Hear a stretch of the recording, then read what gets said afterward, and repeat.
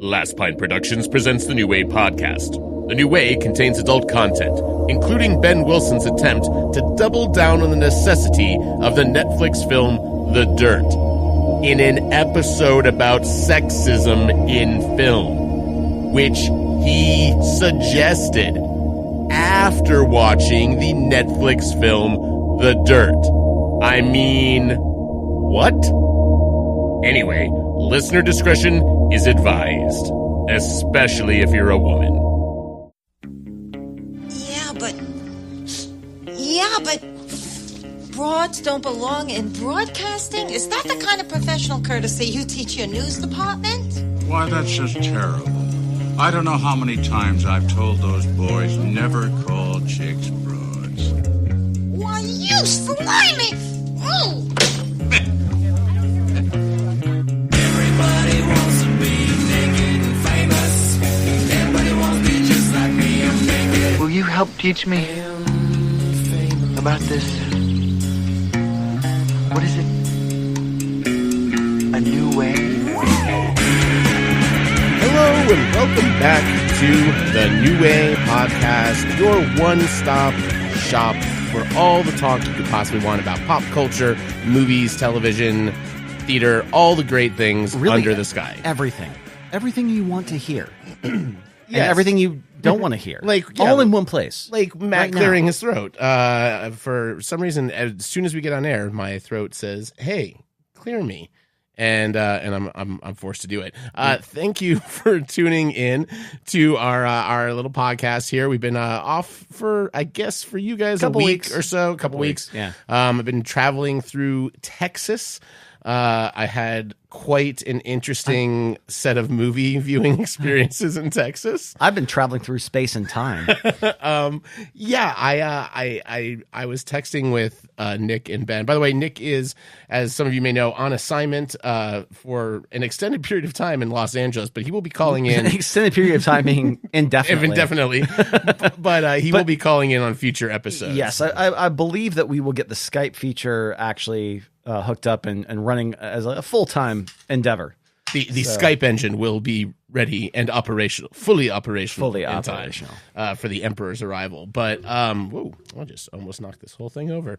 Yeah, so I was out in Texas. Those of you that have listened to the podcast for a long time have heard of the infamous Hoot Gibson. He is a cowboy, a real I was about to actual say, cowboy. the infamous Ryan Alexander. Yes, well, there is also the infamous Ryan Alexander, but he will have to wait this time. And that's our Ryan mentioned today. Exactly. Yeah, Hoot is he's somewhat of a cinephile, actually, in sort of a cinephile. He watches a lot. What was it that you said that he said when you started watching Overlord?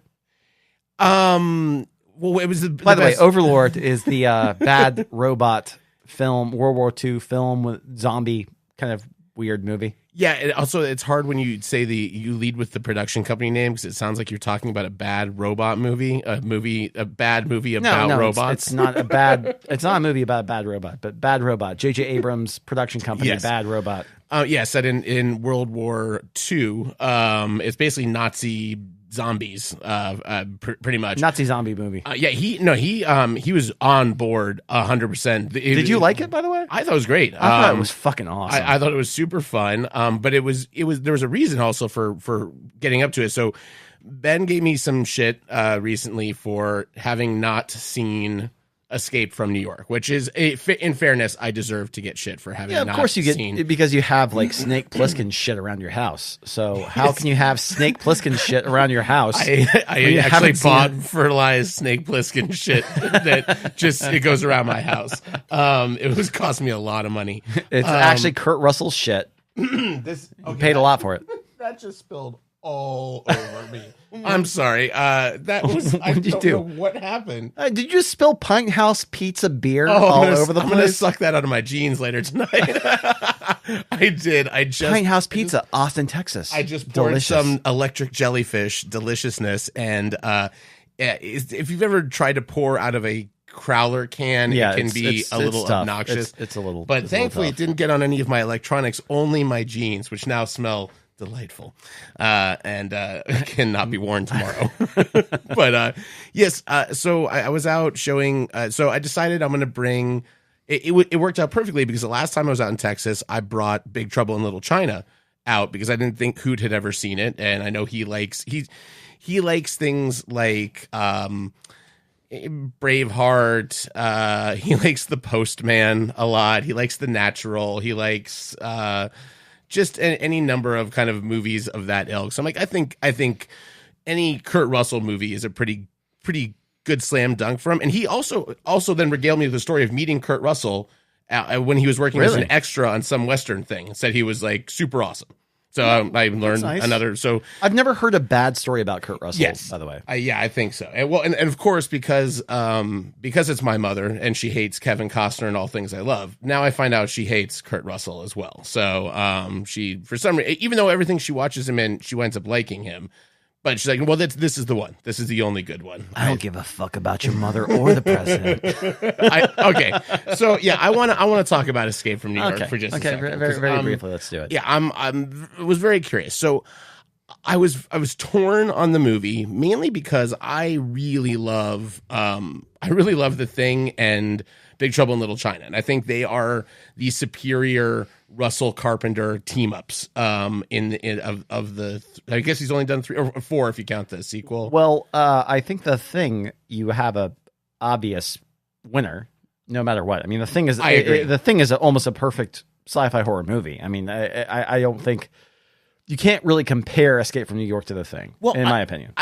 What I was really surprised at with Escape from New York is that I thought it was incredibly well put together from a world building standpoint. The set design, the score.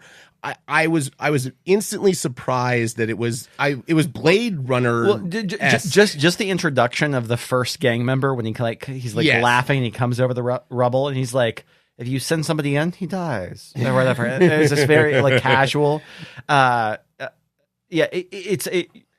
like it for all the reasons that you liked it. The only thing I didn't like in it was Snake, the most badass on-screen character of all time. It was such a throwback to. He was the most obvious Western throwback. That was my opinion on the movie. You said that was a Western throwback. I was like, no, it's not. It's a mashup of a lot of things. That character. Maybe a Western throwback. I mean, that whole movie to me felt like the cowboy, the lone cowboy stranger comes into town. It's the John Wayne character. It's the Clint Eastwood character. No, it's not the Searchers. It's not that character. And to me, that was what I felt 100%. That's how Hoot responded to it as well. I mean, he knows Westerns. The problem was, I get it. Look, it's Kurt Russell for 2 hours talking like this. Call me Snake. And I'm like, the problem I have is that Christian Bale, is that you? Kurt Russell is so magnetic and so entertaining to watch that I thought it sucked to have him to doing a role that could have been Clint Eastwood, that could have been John Wayne. It would be just the same thing. No, it would be the same thing. I don't think so. I think you're missing out something. There was a level of charisma that Kurt Russell brings to that role at the very end. When he talks to the president at the end and he figures out what's going on, that was the only time in the movie I was like, fuck, where has that dude been this whole time? I was interested in that version, not the... I'm sorry. I just like badass Kurt Russell. I mean, first of all, you don't have to apologize. Like you're the only person that loves Escape from New York. Like you're apologized. No, I'm the one asshole that I'm like, Well, you're also watching it like 30 plus years removed. And that's what surprised me so much is I assumed I was going to come out of it going, man, I fucking love Kurt Russell, but the rest of this movie's so dated and shitty, and it was the reverse. And it was the reverse. Yeah. I can see that because it really is like the as shitty of a term as it is to say, but the mise en scène or whatever, the production design of that movie, everything is so broken. Miss Scusi. Yeah, it is, but it's a beautiful movie. No, it really is. It's well shot. It's well made. I mean, like they do a lot of those long takes, like down these like weird corridors and stuff like that. And I love it. It's slow, but I like you feel like devastation. Like you feel like some like shit went down there. There's a lot of exposition done simply through shot design, exactly. and that's why I design, which I think is really, really cool. So yeah, but my whole love of that movie was that, like, I watched that movie at such a young age. I had never seen a character like the Snake Plissken character before. And even right now, I guarantee you, if I went back and watched Escape from New York, which I haven't watched in probably 10 years now at this point, it's not going to hold up the same way for me. Yeah, and I mean, it's interesting. You can put his archetype up against, this is Indiana Jones. This is the disinterested anti-hero guy, and I think he does that role better in other movies, which is interesting. But The Thing is by far a better movie. Oh, The Thing is almost like I said, it's almost a perfect sci-fi movie. Well, The Thing is the one I'm going to bring out next trip to Bandera, because I've been doing a 1-2 punch. So I've been doing old Kurt Russell movie, and then I've been doing a African American led movie as well each time. So we did Black Panther, and you did Get Out, right? And we did Get Out, and man, did Hoot fucking love Get Out. One of the most entertaining experiences I've had watching it. First of all, I realized I hadn't really revisited that movie past the first time I've only seen it once. And the breadcrumbs that he leaves and what he's doing in that movie is really fucking good. Yeah. Like he's operating on a crazy good level. But yeah, Hoot liked it. He was thankfully on the right side of cheering for people, which I was a little concerned. Nice. That he might be thinking the movie was going another way. He was like, experiments. Literally within 5 minutes being on screen, he started calling Allison Williams bait. Nice. Like immediately latched on. He's like, no, that's bait.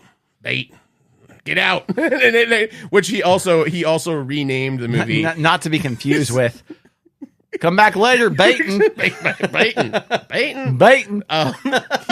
He did rebrand the movie, and I think it would have done better, but he said this movie should be called Get the Fuck Out. And then he kept pretty much doing that the whole movie. Just get the fuck out. He was on board. It was kind of an interesting viewing experience. If I had been smarter, I would have set the camera and just let it run the whole thing and sent it to Jordan Peele, because I think he of all people would have thought it was the funniest thing he's ever seen. But that was pretty great. One more thing before we start getting into our we have a couple of topics we're going to be doing tonight. One shorter one because it is a special day today with a premiere coming out tonight of a certain show. It's true. We can get to, but real quick before that, Ben, I have not talked to you about this, and it has been a news story about a month and a half ago. Yeah. Aliens, the musical play the high schoolers put on. Are you aware of this? No. Okay, I will have to show you some scenes later on, but a high school put together a production of Alien. Sorry, not Aliens, Alien. They made everything out of like recycled and repurposed materials. Good for them. They shot an awesome trailer for it on green screen that is really good. And it went viral, and Ridley Scott even was like, "This is amazing!" Like these kids, they have like a guy in the alien suit at the end. The crowd's going crazy through the whole thing. But if you guys have not seen this, please Google Alien high school production and watch some of the videos they've shot. I'm excited. It is super amazing, and it's what young Ben Wilson should have been doing with his life, which was writing. What old Ben Wilson should be doing right now. Yeah, it's too late. Now you can't get away with it. You've got that. But yes, it is. So it is. Today is April. Was this the 6th? April 14th, Sunday, April 14th, which is the premiere date of the final season of Game of Thrones. GOT, baby. And you know the song. I mean, just the song will get you into it. I mean, and it's really all you need to know.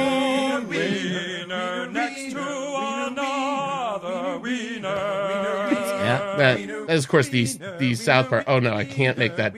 I don't know how to make it not continue playing. You're just like, I'm just gonna keep playing it over and over again. It's the rest of the episode. All you're gonna hear is Matt continuously playing. Why does everything break? Okay, that didn't actually break. I didn't set that right. I'm gonna keep that volume down until I assume that it's done playing. Is it? No, just pull it. No.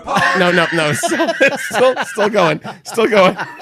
Still going. Wait. Pull it back up. Okay, pull it back up. Oh no! Oh, no. Technology, such a fun time. Oh yes. Okay, there we go. We're safe now. But yeah, so new season of Game of Thrones. Everyone is super excited for it. What are your predictions, Ben, for the Game of Thrones? I don't have any predictions. I'm just here for the ride, man. It's going to be fun. So here is what I think. Okay, if you're actually listening for spoiler alert, if you want an actual real prediction from me, I think that Jon's going to die. I think that Dany's going to die. I think that their son is going to live, and their son is going to be the one that unites all the kingdoms. Is he going to be all like messed up? No. You sure it's not like no? Because they're related and whatnots. No. Okay. So they don't. I mean, because he's gonna be a normie. I think everyone dies except for I have a strange feeling that Sansa lives. That would probably. She's suffered quite a bit, so it makes sense. She's suffered a lot, and she seems really strong now. I hate the fact that I think that Arya's gonna die, but I think she's gonna die. Because she's my favorite character in the entire series, and I read the books well before the show ever came out. Like to rewind a little bit, like I was a huge Song of Ice and Fire fan way before. I had a viewing party at my house for the fucking premiere. Yeah, I was there of Game of Thrones, and Matt was there. And he can attest to this. So I had read the books, or at least 1 through 4, and I read everything to Feast of Crows, and then I read Dance of Dragons. I think right after that, Dance of Dragons came out in 2011. But I feel like Arya is too cool of a character for George R.R. Martin or for Benioff or Weiss or whatever the guys who run the show not to kill. You have to kill her off. I think she does her list. I think she finishes her list. I think she finishes her list and she dies. Yeah, she's going to retire. I think she kills Cersei and she dies. See, where I'm super fascinated is Jaime is is an interesting character also from the standpoint of what would if he learns everything from, because he still doesn't know that Cersei. Does he know everything about what she's done? No. Okay, because that's the only thing that he could be the other one to kill her. Cersei dies either way. Yeah, well, Cersei dies, but I like the way that Arya's kind of ticked off her list, and I think you get down to Cersei and the Hound, and now she has like an affinity. Not an affinity, but some sort of relationship with the Hound, and maybe doesn't necessarily want to kill him, but I think she inadvertently kills him. Based on, I think that she still kills both of them. Okay. But who knows? I mean, who knows? And that's the thing. That's why the show was so good, and that's why the series was so good. But rewatching it, we're only into season 3 right now, but rewatching it, it's just, I mean, really, it does hold serve as one of the best TV shows ever made. It bit off a lot, and I think it really has very rarely, if ever, faulted on what it attempted to do, which is pretty amazing. It's really incredible. I mean, and just the foreshadowing, the way that they do payoffs, like seasons in advance, just little lines and little tiny Easter eggs. I mean, they obviously it helps when you have the books there as something to kind of guide you with, but even after it goes past the books, I think it's a brilliantly structured show. They've had so few missteps, and those missteps have been so minor that I really do think that it will hold up as in any argument as one of the best shows ever,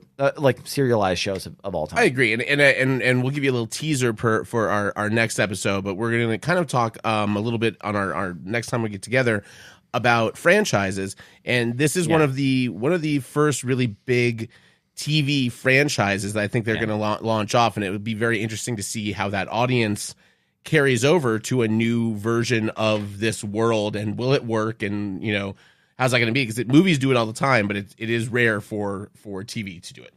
All right, so before we do anything else, I'm going to open a beer right now that was brewed by our friend Luke Stevens' brother, Jack, on 7/15/14. Yeah, So I'm going to open it right here. Let's see if it still has carb. Oh, it still has carb. It still has carb. Wow. Okay. That is a 5-year-old, almost 5-year-old beer. 5-year-old homebrewed beer. So here, let me taste it. Oh, God. Well, actually, first. Actually, you know what? That's pretty. That's actually. I know. It's malt. It's a little malty, a little bready, but. Oh, he is drinking it right now. He's getting a good sip. His eyes roll back into his head. Oh God, he's recreating Joffrey at the wedding. So it's turned into a malt bomb, but it's actually pretty fucking good. Huh. Well, yeah, it's really good. Wow. Okay. No, I will totally drink this. Okay. Well, that was Jack. Good job. if Ben just slumps over at some point during the podcast, no, we'll know why. Good carb. I mean, good body. It's a little bready, but that's what happens when you stuff a beer in for 5 years. For 5 years. It's like a Belgian style red ale. Yeah, it's good. I like it. Wow. I like it. Wow. Yes.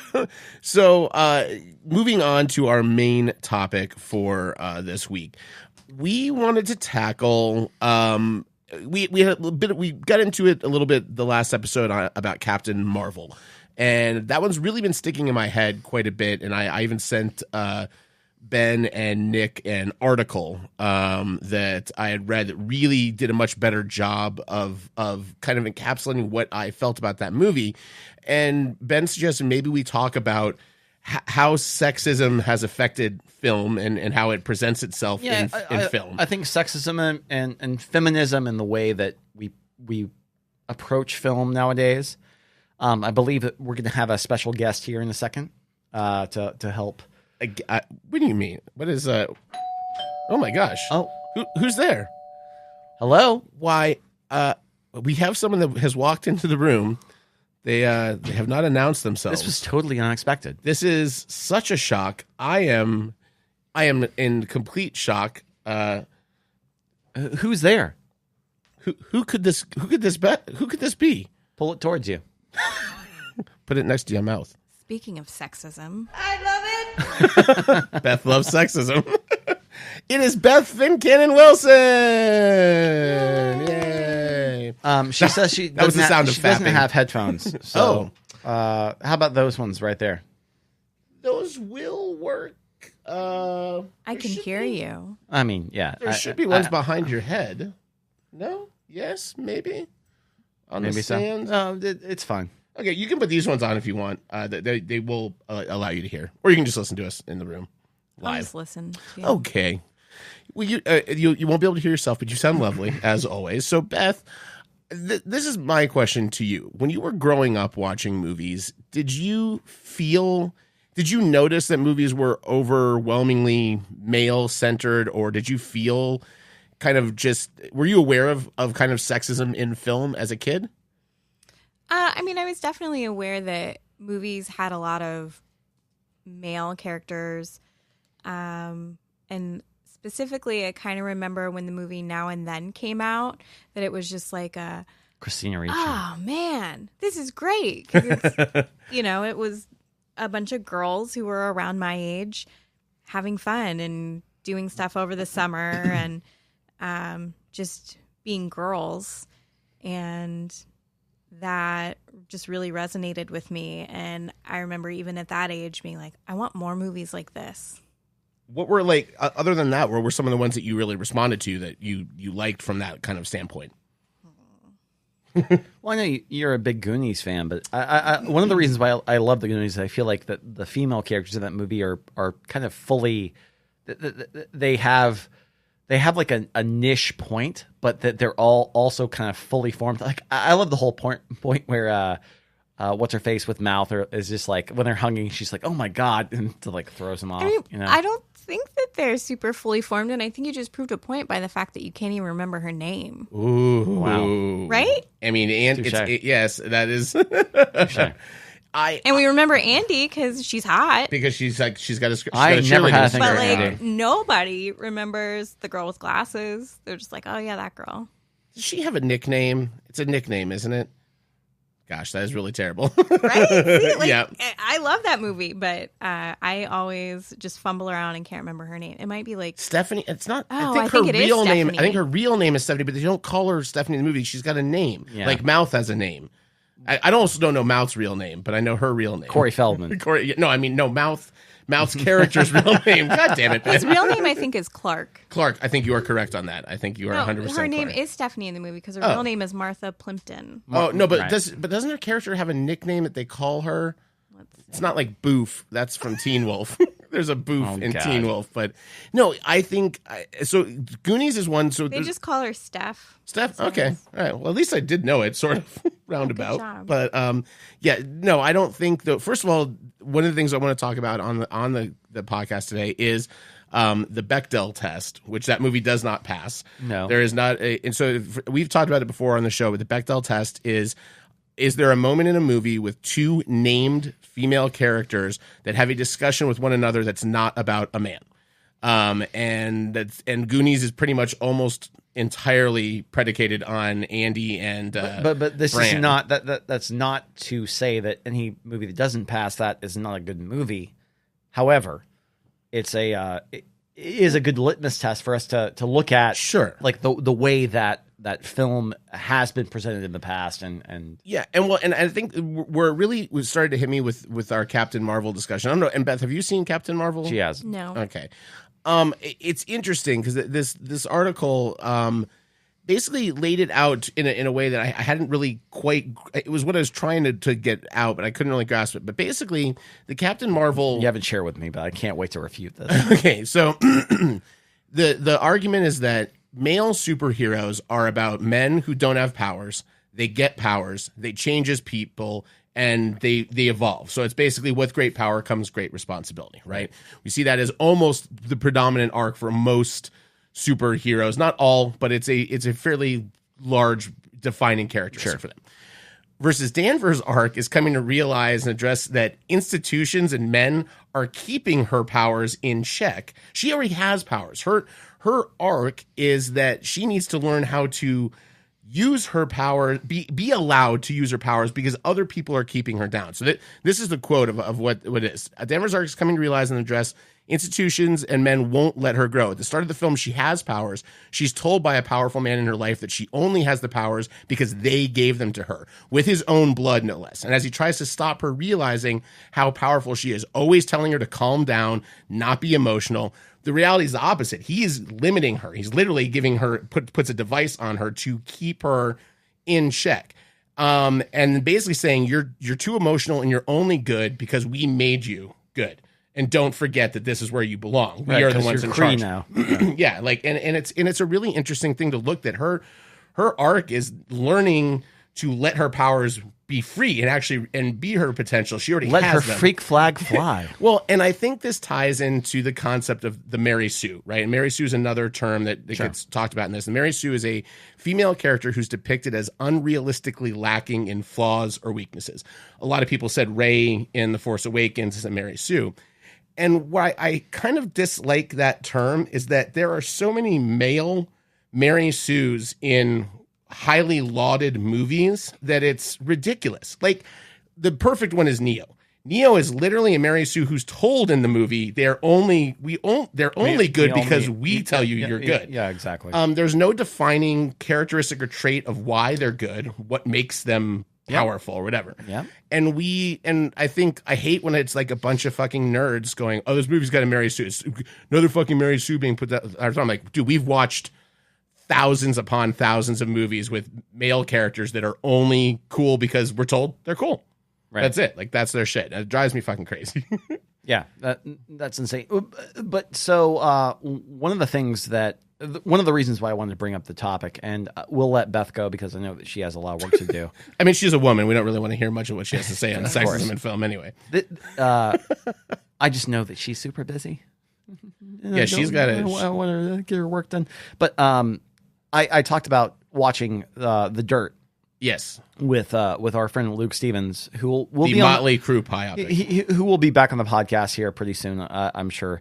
And I read the book back in 2004 when it was published, and it is a super misogynistic, very kind of gritty, take on what it was to be a rock star in the late 70s and early 80s. And the movie actually did a really good job, I felt like, of translating that.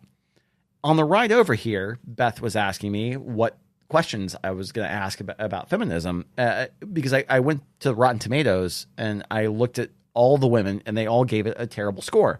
Uh-huh. Rightly so. It's a misogynistic movie. It's not good. And from that standpoint especially. And so she asked me that and then said, well, who really needs to hear that story? Like, who really needs to know that story? And that's why I was just like, well, that's what I wanted you to say on the podcast.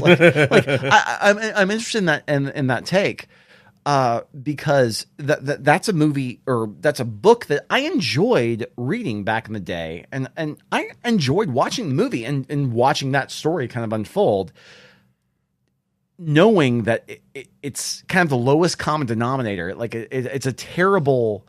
Like that's the lowest bar from a litmus test standpoint if you're gonna sure. try and I guess that's pro-feminist. So I guess Beth, that's kind of an interesting question for you as well. So what movies have you felt? So we talked about you not seeing yourself in movies necessarily, or when you found it, what movies really like actively angered you, or did you like feel a visceral like negative reaction to? And we'll let you go, Stan. I don't know. That's a good question. I don't really know an answer off the top of my head. The movie that I've been most angry about really has nothing to do with the 2012. characters. Yeah, it was just a terrible movie. I just really love disaster movies, and it wasn't what I wanted, and I was just so disappointed. Have we ever had a female-led disaster movie? If you consider The Descent a disaster movie, it's a horror movie, I think, more than I guess so. But yeah, that's kind of an interesting. We haven't really had a female. We have a lot of apocalypse, but not like disaster flicks. Get on that, Ben. Start writing. All right, you write Beth, the protagonist, into it. But earlier when we were just talking in the car ride over here, I just meant like there's so many really cool stories and that could be told, and like they've already written this book about a life that like people are already pretty aware of how they lived and how they treated women and just their debaucherous lifestyles in general. And of course there are people that look up to that and think like rock and roll and whatever, including friends of ours. Yeah, sure. But it's just the story's been told, and that we're just films and filmmaking and cinema has been around for so long now that it's just time for new and different stories. And, like you guys, I'm sure that there's so many characters that you have had just such a deep relationship with or like identified with in movies. And I don't have a lot of that. And I'm sure that there are a lot of like women of color and just like other minorities who just would love to see something that like connects with them on the screen, and that's why we fall in love with a lot of movies and characters specifically. But I'm going to play devil's advocate here a little bit. Jesus, I really relate to the Mick Mars character in Motley Crue. Like Mick Mars was this old guy who had a terminal condition and was always like not one of the groupie guys or whatever. He was just like, I respect women. I'm not going to do what you guys do. And he was played by the guy who plays Ramsay Bolton in Game of Thrones, which we'll talk about in a little bit. But so I'm not saying saying you're making a strange argument here. I gotta say, I I get that shovel out right now. Right. No, I'm ready to dig my own grave right here. But over the dirt. Over the dirt. All movies to double down on. I'm gonna shovel the dirt. Are you fucking kidding me? I'm just being fun here. No, it is. No, you're 100% right. She's right in that it is. We've watched a lot of stories over and over again. We continue to watch stories over and over again. We're told that, you know, and then the internet community and a lot of people bitch about there's nothing new on things. Then they try something new. God forbid it's something with a female lead or anything that's like, I'll be honest, it's kind of why I didn't mind Bird Box so much. I don't like Sandra Bullock, but at least it was something that was a little bit different, and it has a female lead. And okay, listen, the Bird Box versus The Dirt. I'll say which is a better movie. The Dirt is not a good movie. I did watch The Dirt. Oh, you did? Yeah. Okay. I watched it with Nick. My brother read the book. He said it's a fucking insane book. You should watch this movie. It's directed by the guy that did the Jackass movies. It is not a good movie. It is a sometimes okay acted movie that we've seen 1,000 fucking times. Like, you're right. There's nothing new in it. And so, yeah, how many... I'll go to the mat for Bird Box over The Dirt very easily and just say, yeah, I would much rather watch something that seems like a more interesting, fresh, new idea than another biopic on a bunch of fucking assholes. Yeah, and that's all I'm saying. I'm just interested in other stories and other people. Like, you know, even like Crazy Rich Asians, is that the best movie ever? No, but I pretty terrible movie except for a couple scenes. I really enjoyed it, and I just really enjoyed seeing people that don't look like me on screen and like having a glimpse, you know, a tiny glimpse into a different culture and like their humor and things. In the same way, like, you know, Black Panther, to see like a whole bunch of Black people who are superheroes. No, you know, and or just in the like theater, yeah, and like strong women, and just it was awesome, and it was just different than me, and I really like that. And it, you know, it's again, I'm not necessarily seeing my life reflected in those characters, but it's interesting and different. We should lay some groundwork here. Beth doesn't watch all of the Marvel movies like we do. Yeah. We went and saw Black Panther in the theater. Beth was, like you said, you loved it. You thought it was awesome, right? Well, so part of why I liked that and I liked Wonder Woman and Captain Marvel was being in the theater and then going to the lobby at the end of that movie and seeing kids of color dressed up in superhero outfits, or seeing little girls in Wonder Woman costumes, and like they're smiling ear to ear. Like that kind of shit is, I think that makes it worth it, even if the movie is not the greatest movie of all time. Captain it doesn't Marvel, matter. It's not the greatest movie of all time. But we've watched plenty of movies that are mediocre, and we've gotten really into them, or we've given them 100% great stuff. And I think it's worth celebrating some of these other ones to make sure that they're more made. But the better that movie does, the more chance that, like, fucking Captain Marvel hits big with the box office, and all of a sudden we get casting for Black Widow. Like almost immediately the next week we get 8 new people cast in a Black Widow movie. That's not a coincidence. Did you see that Scarlett Johansson was a Hot Ones this week? I did not. I have not seen that yet. Yeah. I will have to watch her eat chicken wings. Yeah. Ben fell in love. I fell in love. Of course. She was just like, on my rider I have hot wings and LaCroix. Okay, that's awesome. Okay.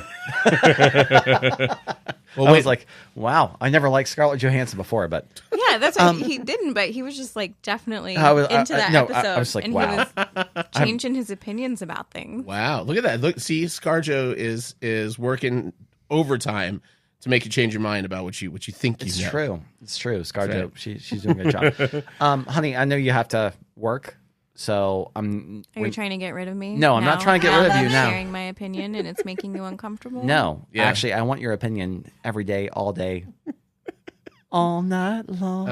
All night. See? Yeah, this has gone downhill. Nick, where are you? I'm happy that Nick isn't here to criticize me talking about my own wife. Well, thank you for joining us, but we're happy to have you on. Keep on if you want to keep chatting here. I'm enjoying hearing this. So Beth was the one that said she had work to do. So I do. I have work to do, and I want to watch Game of Thrones tonight without having my laptop out. So I was just trying to get to a good stopping point. I just have a lot of stuff due tomorrow.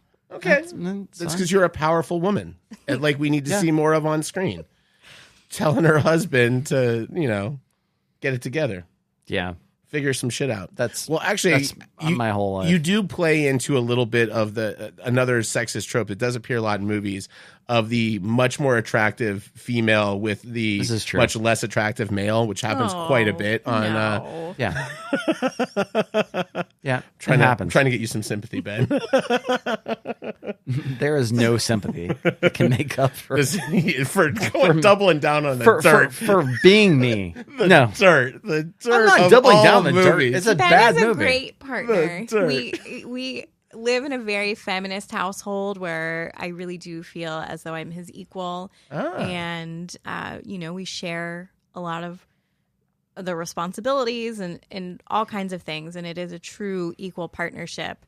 As much as we like to give each other shit, and I think it's awesome. Look at that! I highly recommend. What do you if you were going to score Ben on Rotten Tomatoes? How fresh would you say he is? How many tomatoes? It's out of 100. 100% fresh is I perfect. think I'm like 87% fresh. Yeah, that sounds about right to me. Yeah. No. Like a B plus. Yeah, a like solid a B plus. B+. I'm a solid B plus. Why do you think that you lose some tomatoes? You don't want to know where those tomatoes are going. Yeah. I was about to say, I was like, well. He lost at least 10 tomatoes for doubling down on the dirt. Wow. Easily. I lose tomatoes for being a nerd and for playing video games. And nerd's okay. The video games, maybe you lose a couple points. Yeah. I don't know. So anyway, what else? Now I'm trying to get back on a track here. Now we've gone into the positive marriage therapy session. Honey, are you staying here? I'm probably going to leave, but I am interested in hearing what you were going to start talking about. Interesting. Well, I definitely wanted to talk a little bit. I mean, we started a little bit on the Mary Sue thing and kind of one of the tropes of Hollywood is to either make a powerful woman, but it's just because they're making them a powerful woman. There's not really a lot of earning on it. Like James Cameron does it a lot where it feels earned. And I think that's sometimes just the casting and not always maybe the writing of the character. But that I know Cameron's come under fire a lot for kind of sort of being anti-feminist, even though he gets credit for being very feminist. Right. And so Cameron, I think that's an interesting point to start on because he always has female protagonists. And they're always people that with your Ripleys and with your Sarah O'Connor. Just Connor, she's not Irish. Just not O'Connor. Sarah O'Connor. Oh, she's going to be fighting the Terminator again. Oh, that's a big bomb there, isn't it? Oh, the Terminator. Oh, Connor, he's a real good looking lad. Oh, Sarah O'Connor. She's a good one. Oh, Sarah O'Connor. I'm sorry. But now we have Sarah O'Connor as part of canon. There we go. But I don't think necessarily a lot of times that those female characters are well served. A lot of times they are, but with Cameron stuff, usually there's a good payoff and there's a good buildup as far as those characters are concerned. And I do appreciate that. I feel like Joss Whedon does a false sense of feminism with a lot of his stuff with Buffy and with Angel and a lot of the shows that he's done where he's like, hey, look, I'm putting this girl, right in front of everybody. And then ends up being sort of anti-feminist with the messaging, which is or real life. Well, I think what's really interesting so let's look at Cameron for a second. Let's kind of dig into Cameron. He's a very interesting kind of set of characters. So starting with Ripley.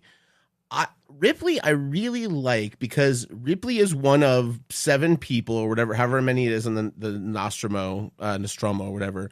9 people is under attack by this alien form that we find out is being kind of put together by their head company, right? They're just a bunch of grunts. And so they're all in peril. Everyone's in equal amount of peril. She's one of the first ones to start to figure things out with it. So in the first Alien movie, remember, they're trying to get back on board and she's the one who's like, negative. Yeah. We're going to close everything down. We're going to lock everything down. Ash lets them in. Yeah. Yeah, and I mean, she has to confront Ash and say, "You, like, who they don't know is a synthetic at that point. Yeah. Yeah, and there's no one coming to her rescue, and yes, I get that it is a bit of the horror trope of the last female left standing and that kind of thing, but it never, to me in that movie, it never felt as fetishized as it normally is in a traditional not until horror movie. Not until she's in her underwear. Yes, and in one of the last scenes, but they're all in their underwear at different points in the movie.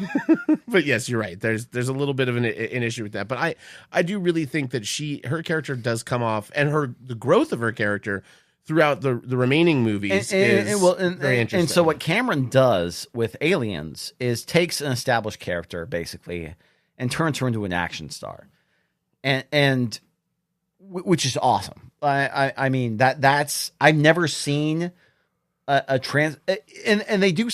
He did such a good job with that transformation of basically making this meek kind of woman who is scared, who doesn't want to be there, into this person who is just like, I have somebody to save. Yeah, I'm going to be a fucking badass.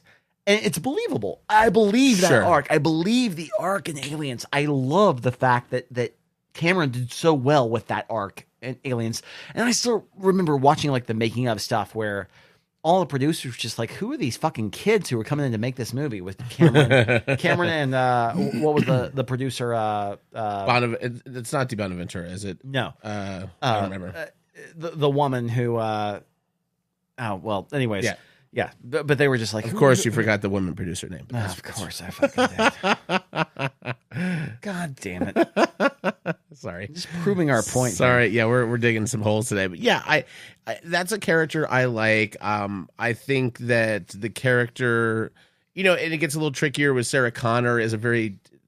It's just tricky because that's such a strange storyline anyway. Yeah. It's just, if you ever actually just sit down and think about the Terminator franchise story, it doesn't really make a whole lot of sense. It's real fucked up. It's a really creepy kind of strange thing. But so for you, Ben, what are some female characters you feel are strong and have earned their stripes as far as being strong characters? Well, the first thing I said was Ripley, because I think Ripley is the kind of the gold standard. To stick with the James Cameron thing, True Lies, I feel like that. I feel like the arc of Helen Tasker in that movie, played by the wonderful Jamie Lee Curtis.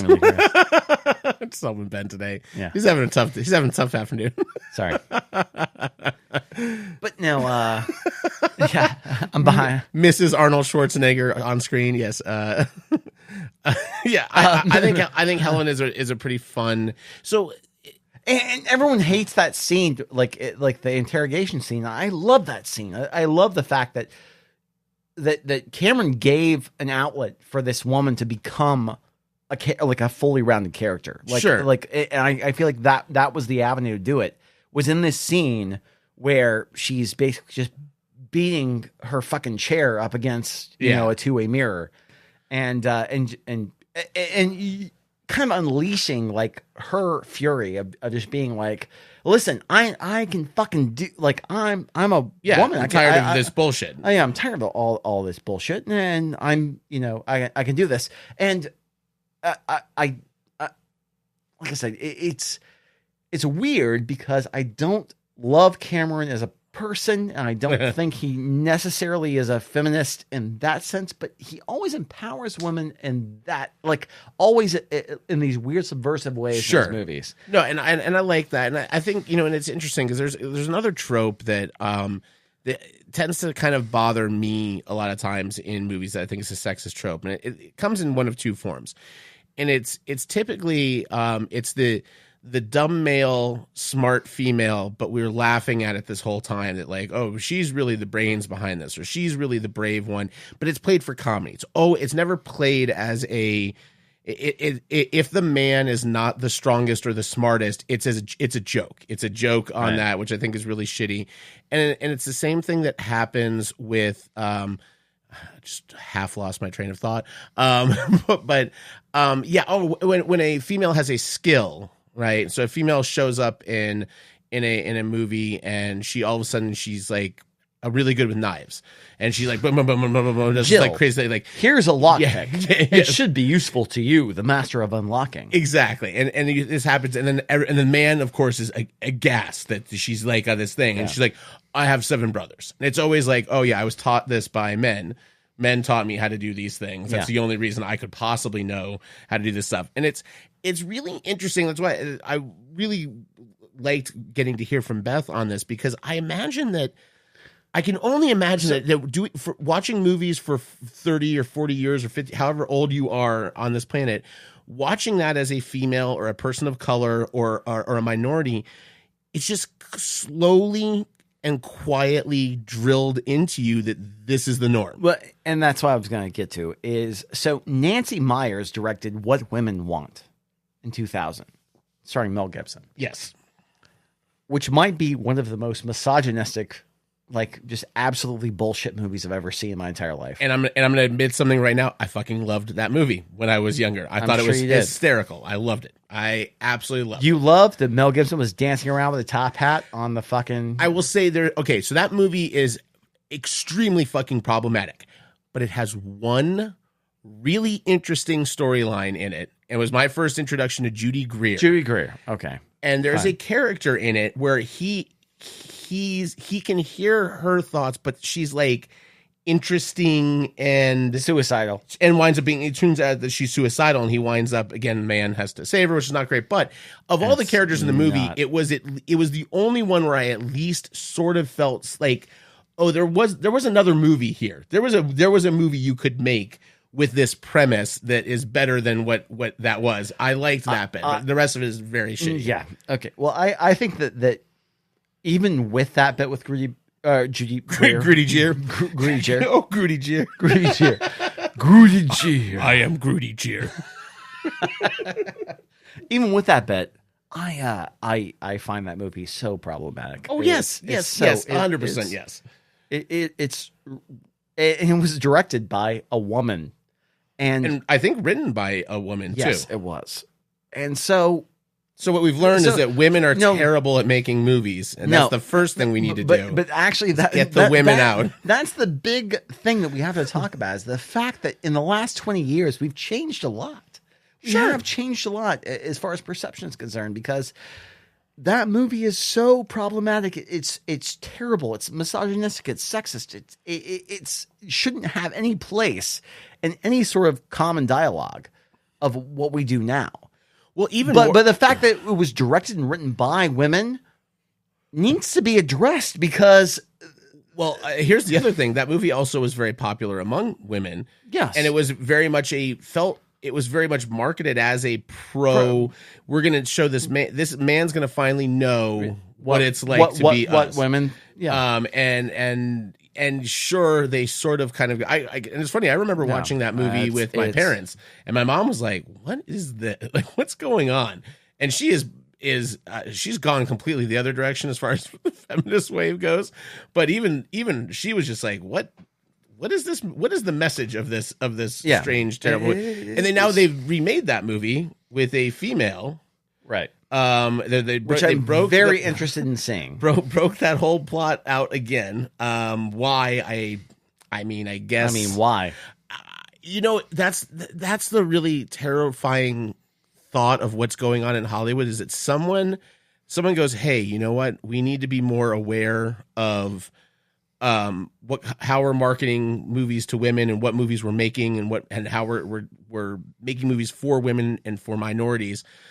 Hey, let's dust off this old gem of this really misogynistic movie that we probably didn't quite figure out was a bad thing, and let's rebrand it. But that's the thing, is like I look back to the 90s, I'm looking at not only like Baz Luhrmann's like Romeo and Juliet, but I'm looking at like The Craft and like all these other like 90s movies. And I'm just like, you're playing into the stereotype. You're like, all they do is bad.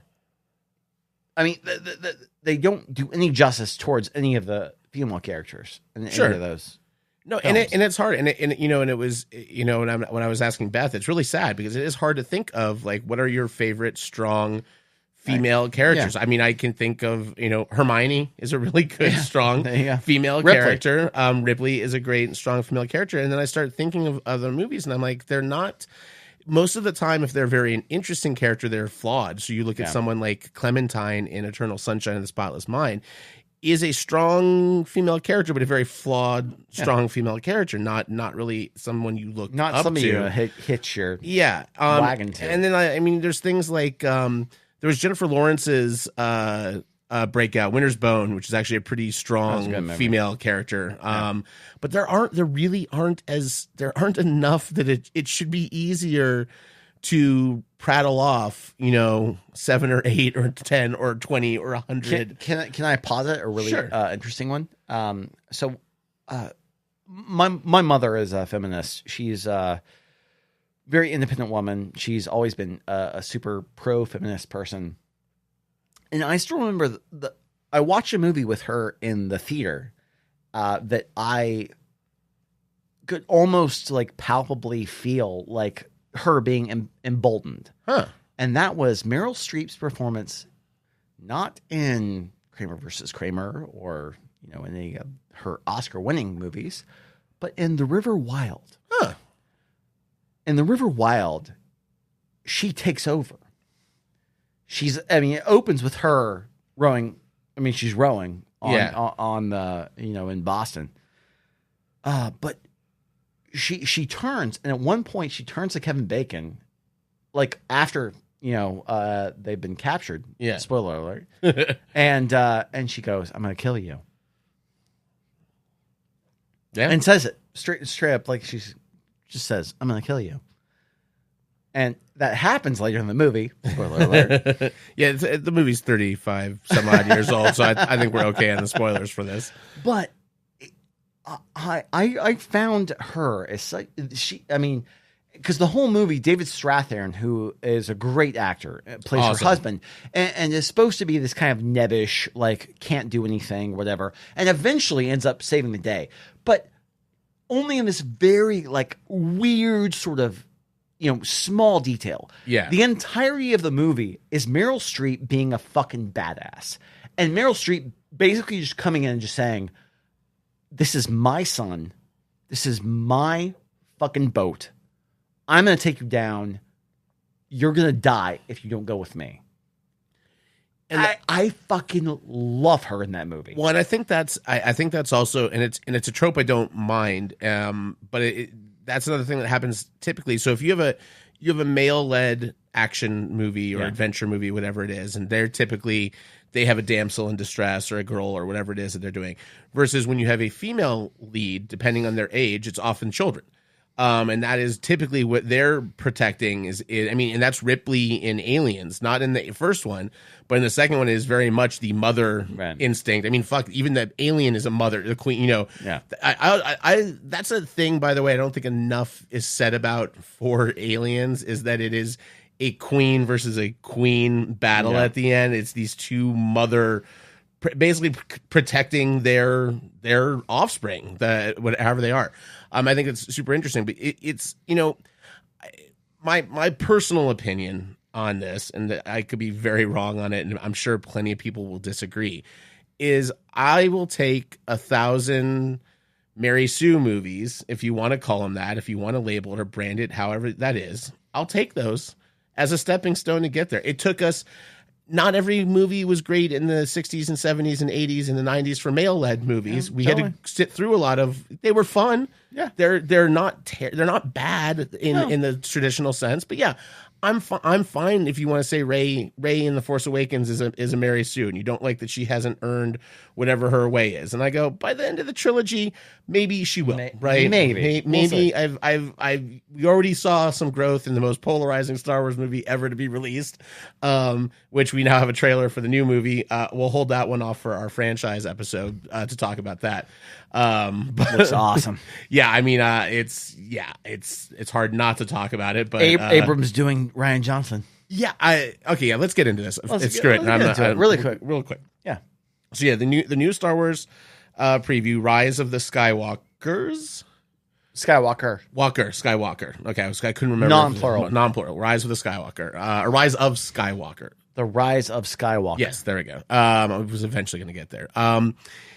It's a interesting trailer, and Ben, you said it was exactly the first thing I thought, because a lot of people are like, "Oh, thank God, J.J. Abrams is back," and I'm looking at this trailer going, "Man, there is a lot of Rian Johnson's fingerprints." The whole first sequence, just with all of the where Rey lights up the lightsaber and turns around and sets, the whole thing looks like Rian Johnson. And that is very interesting to me, because I like seeing this idea of a baton pass back and forth, and then getting something that's kind of in between the two. I like the idea that Rian Johnson and J.J. Abrams were just great friends the entire time. Just like, we know what the fuck we're doing. Yeah, I think that that works for me. It really does, and it is a bizarre trailer. I will say that for me it's a bizarre trailer, but I showed it to the girls, and just that, like, as she starts running, that shot where she jumps, and I was just like, we go into full Mission Impossible 2. all of like my girls were just like, oh, cool. Yeah. Like, they thought it was so cool. It is. I say bizarre only from a just what are we looking at kind of thing, but from a marketing standpoint, that trailer hit like every possible thing they could do to get Lando doing the fucking laugh. If you didn't find at least one thing in there that made you go, fuck, I think I got to go see it, whether you were going to go see it or not, we all probably were. It's still just kind of amazing to be like, oh, we have a mystery with the title. We have a mystery with the Emperor's Laugh. We have a mystery with this thing. We don't know how that happens. Yeah. I'll be honest, I don't go on like movie spoiler sites as much as I used to before. I didn't know Lando was in it. I honestly didn't. I hadn't paid any attention to know that. So all of a sudden, Billy D. Williams shows up. I'm like, fucking Billy D. Williams. This is amazing.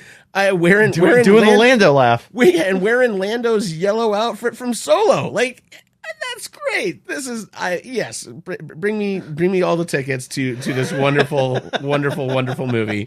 I was literally watching it in. I was in the airport in Austin, and I'm just like at this like little wine bar, and I'm just watching this thing like, what is this? What is this? What's going on here? It's amazing. What's this? But yeah, I do. There's Star Wars everywhere. What's this? I like the Rey character a lot. I really do. I like that we don't see her upbringing, but we're introduced to her very quickly, that she's like a fucking explorer and a badass that's lived on this junkyard planet by herself for however old she's supposed to be in this. I don't know, 20 years or something, that she's been on her own.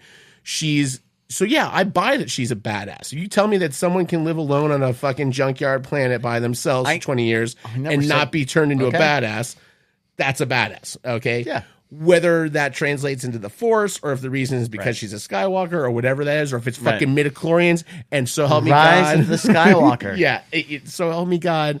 Any of you that continue to argue, or maybe Snoke was lying, and maybe she is actually the. Who knows? Never know. Who knows? I would love if there was actually. Or we will know. It'd be great if there was like no mention of Skywalker in the movie at all, and just like, no, we just put a title on there. We just it's just a play on words. But I liked that character a lot, and I like seeing the last 5 or 10 years, seeing Wonder Woman and seeing Captain Marvel and seeing Rey, seeing little kids dressed up in those costumes. I think is a huge step toward making more of these movies and getting out of some of those tropes. And absolutely. And listen, that's because that always bothered me too, when you go to the movie theater and you see a preview for a female-led movie, and it's a similar plot to a male. They made a movie that is similar plot to Very Bad Things. I forget what it was called, like Bad Night or something like that, right? And it's got an A-list cast of female actresses, and then all these people go, oh, that's so dumb, they did it with the guy. I'm like, we've watched that movie.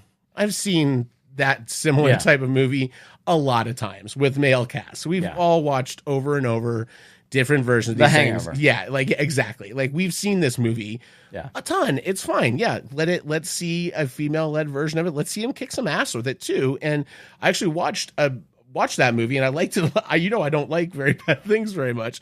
I liked it better than Very Bad Things. So I think we need to get over the whole, okay, this can't exist because we own this. We did it first. Manifest Destiny. Right. Yeah, we get to do this. That always drives me crazy. Did you have any other points? It's a little succinct podcast for us, but maybe short. Maybe people will be like, "Thank God for once, I didn't have to listen to your podcast over like a 7-day drive to Albuquerque." Albuquerque. Why did I pick all the places? Of all places, just seemed like a good sounding word. Just listen to it. Albuquerque. Sounds good. It's my Snake Plissken. Albuquerque. Albuquerque. Why is he so grunty? I like that he can talk otherwise. You get the idea that he is holding... I don't give a fuck about your president or Albuquerque. I think that whole movie takes place over the time that he's passing a kidney stone. And we don't know this. And when he gets out the other, he's like, woo, that was a hard one. Oh, shit. Touche. All right. Anyway, thank you so much for listening to the New Way podcast. Thanks, guys. And we will be back in another week talking about franchises. So if you want to hear about how you can own your own Kenny Rogers Roasters, you will not want to miss next week's episode of the New Way podcast. Thanks for listening. We'll talk to you next time. Love you. Cheers.